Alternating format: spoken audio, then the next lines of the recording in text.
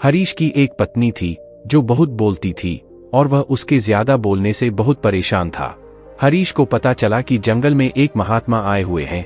वह अपनी पत्नी को उनके पास लेकर जाता है और कहता है कि मुनिवर कृपा करके आप इसे समझाइए, यह बहुत बोलती है। मेरे मना करने के बाद भी इसका दिन भर मुंह चलता ही रहता है। मैं इसे कितना समझाता हूँ कि कम बलाकर चुप रहना सीख, लेकिन नहीं, और हर बार इसकी वजह से लड़ाई होती है।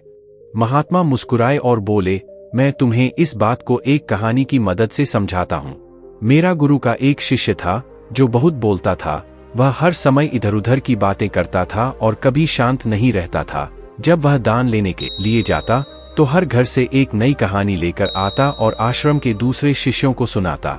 और एक शिष्य की दूसरे से बुराई करता, चुगली करता और दूसरों के सामने अच्छा बनने का प्रयास करता और खुद के मुंह से ही खुद की तारीफ करता रहता और हमेशा खुद को गुरु के सामने सबसे बुद्धिमान और उत्तम साबित करने का प्रयास करता। वह खुद को सभी शिष्यों से अलग और श्रेष्ठ मानता था। उसका कहना था कि मैं एक अमीर घर का बालक, अगर मैं चाहता तो एक आरामदायक और सुविधाओं से भरा जीवन जी सकता हूँ, लेकिन मैं वह सब छोड़कर यहाँ आ गया क्योंकि मुझे खोज करना, खुद को जानना है, जीवन को जानना है। एक दिन गुरु ने आश्रम के सभी शिष्यों को बुलाकर कहा, आप सभी को अगले 1 महीने के लिए कोई ना कोई संकल्प लेना होगा। इससे आपकी संकल्प शक्ति मजबूत होगी और आप में आत्मशक्ति का संचार होगा। आप सभी अपने सामर्थ्य के अनुसार कोई भी संकल्प ले सकते हैं, और यदि 1 महीने से पूर्व आप में से जिसका भी संकल्प टूट जाएगा तो वह अपनी पुरानी दिनचर्या में वापस आ सकता है। सभी शिष्यों ने अपनी शक्ति के अनुसार संकल्प लिए और गुरु को अपने अपने संकल्प के बारे में बताकर वहां से चले गए। लेकिन वह शिष्य जो खुद को सबसे अलग दिखाना चाहता था, वह सीधे गुरु की कुटिया में पहुंच गया और बोला, मैं कोई छोटा मोटा संकल्प नहीं लेना चाहता, बल्कि खुद की ही जैसे एक और महान संकल्प लेना चाहता हूँ। कृपया आप ही बताएं मुझे क्या संकल्प लेना चाहिए। उसकी यह बात सुनकर गुरु मुस्कुराए और बोले, क्या तुम मेरे द्वारा दिए गए संकल्प को पूरा कर पाओगे? क्या तुम्हारे लिए उसे पूरा करना संभव होगा? शायद नहीं, वह तुम्हारे लिए संभव नहीं, तुम उसे पूरा नहीं कर पाओगे, इसीलिए तुम खुद ही कोई संकल्प ढूंढो। शिष्य ने कहा, नहीं गुरुदेव, आप जो भी संकल्प मुझे देंगे मैं जरूर उसे पूरा करूंगा। गुरु ने कहा, ठीक है, तो तुम अगले 1 महीने तक चुप रहो, मुंह से एक शब्द भी नहीं निकालो, यही है तुम्हारा संकल्प। शिष्य ने कहा, गुरुदेव यह भी कोई संकल्प है? यह तो बहुत ही आसान है, आप कोई और संकल्प दीजिए जो मेरी योग्यता के बराबर हो। गुरु ने कहा, पहले तो तुम इस संकल्प को तो पूरा करके दिखाओ। शिष्य ने गुरु की बात मान ली और वह उसी समय चुप हो गया और पलटकर कुटिया से बाहर चला गया। उसे चुप रहना बहुत आसान लग रहा था। उसने एक दिन तो जैसे तैसे चुप रहकर काट लिया, लेकिन दूसरे दिन से उसके मन में ना बोलने का बोझ बढ़ने लगा और तीसरे दिन उसे भारीपन महसूस होने लगा और चौथे दिन उसके अंदर एक अजीब सी बेचैनी होने लगी, क्योंकि आसपास आश्रम के सभी शिष्य एक दूसरे से बातें कर रहे थे। वह भी अपना पक्ष उनके सामने रखना चाहता था, उनकी बोलती बंद कर देना चाहता था, लेकिन उसका संकल्प उसके आ रहा था, इसीलिए वह पूरे दिन सिर्फ और आंखें बनाता। इसी तरीके से कुछ दिन और बीते और वह शिष्य बीमार पड़ गया। उसका सिर फटा जा रहा और उसका खाने पीने तक का मन नहीं था, वह सिर्फ बोलना चाहता था। वह गुरु के पास गया और उनके सामने बैठकर लिखकर उन्हें बताया, गुरुदेव मैं बोलना चाहता हूँ, बिना बोले मुझे सांस नहीं आ रही है, मेरा दम घुटता जा रहा है, मैं अंदर ही अंदर पागल हुआ जा रहा हूँ, मैं क्या करूँ, संकल्प तोड़ा दूं क्या? यह पढ़कर गुरु मुस्कुराए और बोले, संकल्प बने के लिए नहीं होते, लेकिन जो अपने संकल्प को पूरा कर लेता है वह अपनी आंतरिक शक्ति को बढ़ाता है, और जो अपनी आंतरिक शक्ति को बढ़ा लेता है वह समाज और जागृति की राह पर आगे बढ़ जाता है। संकल्प का लेना भी तुम्हारे हाथ में था और इसे तोड़ना भी तुम्हारे हाथ में है। तुम्हारे बहुत से भाई अपने संकल्प को डरकर अपनी पुरानी दिनचर्या पर वापस आ चुके हैं। अगर तुमसे नहीं हो पा रहा तो तुम भी संकल्प तोड़कर अपनी पुरानी दिनचर्या पर वापस जा सकते हो। लेकिन याद रहे, अगर आज तुम इस छोटे से संकल्प को नहीं संभाल पा रहे तो तुम अपनी बाकी की पूरी जिंदगी को कैसे संभाल सकोगे? बाकी फैसला पूरी तरह से तुम्हारे हाथों में है। गुरु की यह बात उस शिष्य के दिल में चोट कर गए। वह बिना कुछ बोले वहां से वापस चला गया और खुद को अपनी कुटिया में बंद कर वह केवल अपने जरूरी कामों के लिए ही कुटिया से बाहर निकलता। बाकी सारे समय कुटिया के अंदर ही बैठा रहा। 15 दिन बीत चुके थे और आश्रम के लगभग सभी शिष्यों का संकल्प अब तक टूट चुका था, लेकिन उसका संकल्प अभी भी जारी था। संकल्प लेने के बाद से अब तक उसने एक शब्द भी नहीं बोला। सारा आश्रम हैरान था कि इतना बोलने वाला इंसान चुप कैसे है। 15 दिन बीतने के बाद वह दोबारा अपने गुरु के पास गया और लिखकर बताया है, गुरुदेव, मैं बाहर से तो चुप हूँ, लेकिन मेरे भीतर बहुत सी आवाजें हैं, बहुत सी चीख पुकार और शिकायतें। मैं अंदर ही अंदर बात करता रहता हूँ। मेरा मन तरह तरह के प्रश्न पूछता है। मैं बाहर से जितना मोर, भीतर से उतने ही शोर शराबे से भरा। क्या इस तरह से मेरा संकल्प अभी भी है? गुरु ने कहा, हाँ, तुम्हारा संकल्प अभी भी जारी है, लेकिन जब तक लोगों की यह आवाजें तुम्हारे कानों में उतरी रही, तुम्हारा मन बोलता रहेगा, क्योंकि इसकी तुम्हें आदत है। तुम भले ही बाहर से चुप रहो, लेकिन तुम अंदर ही अंदर बोलते रहोगे। तुम्हें इन बातों से, इन आवाजों से दूर जाना चाहिए। शिष्य गुरु को प्रणाम कर वहां से चला जाता है और सुबह होते ही अपनी कुटिया छोड़ जंगल की तरफ चला जाता है। कई दिन बीत जाते, संकल्प का समय भी पूरा हो जाता है, लेकिन शिष्य लौटकर नहीं आया। आश्रम में सभी को डर था कि कहीं जंगली जानवर ने उसे खाना लिया हो। इस बीच उसे ढूंढने की बहुत कोशिश की गई, लेकिन वह कहीं नहीं मिला। गुरु भाइयों ने मान लिया था कि जंगली जानवरों ने उसे अपना शिकार बना लिया है, लेकिन गुरु को ऐसा नहीं लगता। एक दिन आश्रम का एक अन्य शिष्य गुरु के पास आया और बोला, गुरुदेव, हमारे उस अधिक बोलने वाले भाई के साथ क्या हुआ होगा? क्या जानवर ने उसे मार दिया होगा?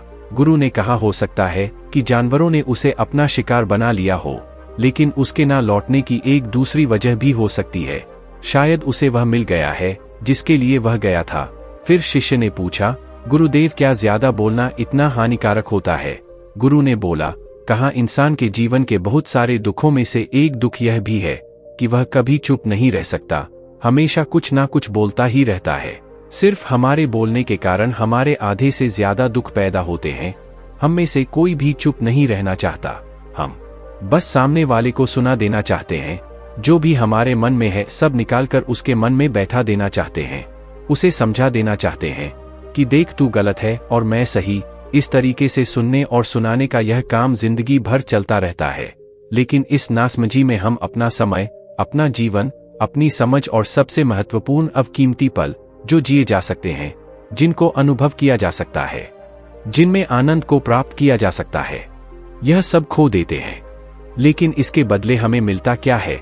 कुछ नहीं, सब व्यर्थ और बर्बाद हो जाता है। शिष्य ने पूछा, तो फिर इसका समाधान क्या है?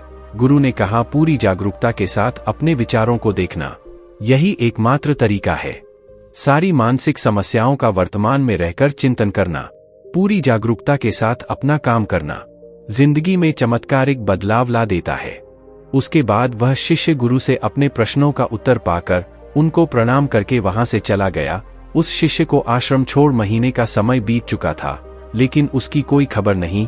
अब तक तो सभी गुरु भाइयों ने भी उसके वापस लौटने की उम्मीद छोड़ दी, लेकिन एक दिन वह आश्रम लौट आता है। लेकिन अब वह नहीं था जो यहाँ से गया था, वह कुछ और ही बनकर वापस आया था। उसके अंदर एक गजब का बदलाव महसूस किया जा सकता था। उसके चेहरे पर एक गजब का ठहराव और आंखों में बनी शांति थी। आश्रम में आते ही सभी गुरु भाइयों ने उसे चारों तरफ से घेर लिया और बातें करने लग गए। वह भी अपने गुरु भाइयों से बातें करने लगा। उससे बात करने वाले सभी ने यह अनुभव किया कि अब वह पहले जैसा उतावला और बातूनी नहीं रह गया था। उसके मुंह से एक एक शब्द बहुत ही सुलझे हुए और मधुरता के साथ निकल रहे थे। थोड़ी देर तक गुरु भाइयों से बात करने के बाद वह सीधा गुरु की तरफ चला गया। उसने गुरु के चरण छुए और कहा, गुरुदेव, क्या मैं अब भी मौन हूँ? क्या अब भी मेरा संकल्प जारी है? गुरु ने कुछ देर तक शिष्य की आंखों में बड़े ध्यान से देखा और कहा, हाँ, तुम अब भी मौन हो। तुम्हारे मुंह से एक भी शब्द निकल नहीं रहा और तुम्हारा संकल्प अभी भी जारी है।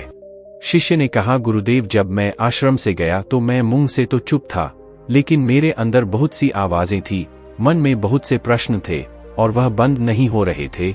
तो मैं जंगल में चला गया, इस उम्मीद से कि वहां मुझे शांति मिलेगी और मेरे मन की बकबक कम हो जाएगी। लेकिन मैं जितना एकांत में जाता गया, मेरे अंदर की आवाज उतनी ही तेज होती गई। मेरे भीतर की पुरानी से पुरानी आवाज मुझे सुनाई देने लगी। तब जाकर मैंने महसूस किया कि मैं कितना गलत कर रहा था। जब मैं अपने परिवार वालों, दोस्तों और गुरु भाइयों को बुरा भला कहता था, तो उस समय मुझे लगता था कि मैं सही कह रहा हूँ। जब मैं गुरु भाइयों की एक दूसरे से चुगली करता था और उनका मजाक बनाता, तब भी मुझे यही लगता था कि मैं उनसे बेहतर हूँ और मैं सही कर रहा हूँ। लेकिन उस दिन मैंने पहली बार महसूस किया कि मैं कितना गलत बोलता था। काफी दिनों तक यह आवाजें, यह शिकायतें मेरे अंदर चलती रही, लेकिन धीरे धीरे करके एक दिन यह सारी आवाजें मेरे अंदर से समाप्त हो गई। अब मैं भीतर से भी मौन हो गया। उस घने जंगल में बाहर से कोई बोलने वाला था नहीं और भीतर कोई आवाज बची ही नहीं थी। और मैं उस दिन पहली बार मौन का सही अर्थ समझा। मेरे चारों तरफ बहुत शांति थी, हालांकि अभी भी कुछ आवाजें आ रही थी जो पहले भी आती थी, लेकिन मैं उन्हें सुन नहीं पाता था। वह सभी आवाजें मुझे स्पष्ट रूप से सुनाई दे रही थी।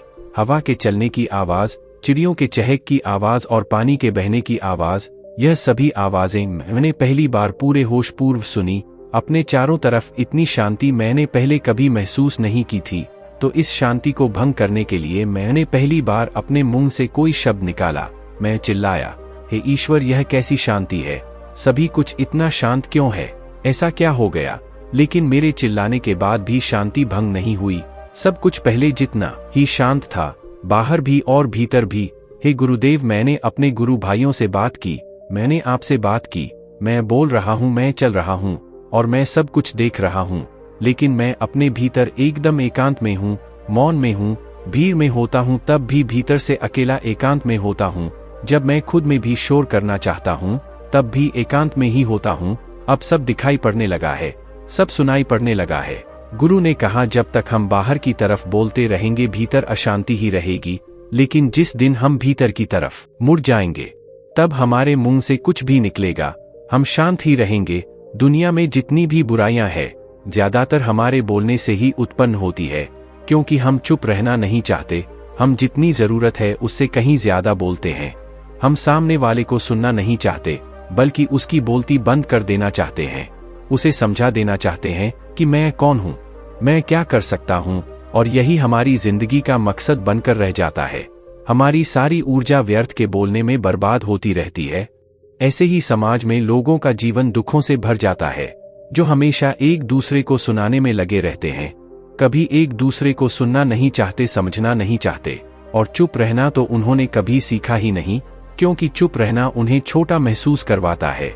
दुनिया की सभी लड़ाइयों का कारण हमारा बोलना ही है, इसलिए हमें सिर्फ उतना ही बोलना चाहिए जितना जरूरी हो, क्योंकि व्यर्थ का बोलना ऊर्जा को नष्ट करना है, और यह बोलना ही हमें कभी अपने भीतर की ओर लौटने नहीं देता, क्योंकि यह हमें बाहर की ओर खींच कर रखता है, और बाहर ही क्या, इस संसार के अलावा। लेकिन अगर अपने भीतर के संसार की ओर मोड़ना है तो इस मुंह को बंद ही रखना चाहिए। इसीलिए जितने भी बुद्ध हुए, आत्मज्ञानी हुए, वह सभी एकांत की ओर भागे, ताकि उन्हें ज्यादा ना बोलना पड़े, ज्यादा सुनना ना पड़े। वह एकांत में रहे और शांत रहे, इसीलिए आसानी से भीतर की यात्रा कर पाए। लेकिन अगर कोई चाहे तो इस संसार में रहकर भी एकांत में रह सकता है, शांत रह सकता है, लेकिन इसके लिए उन्हें अपनी ऊर्जा बचानी होगी, जिसे वह अब तक अपने व्यर्थ के शब्दों में बर्बाद कर रहे थे। दोस्तों, इस कहानी की सीख यही है कि व्यर्थ का बोलना ऊर्जा को नष्ट करना है। ज्यादा और व्यर्थ बोलना ही हमें अपने भीतर की ओर लौटने नहीं देता, क्योंकि यह हमें बाहर की ओर झुकाए रखता है।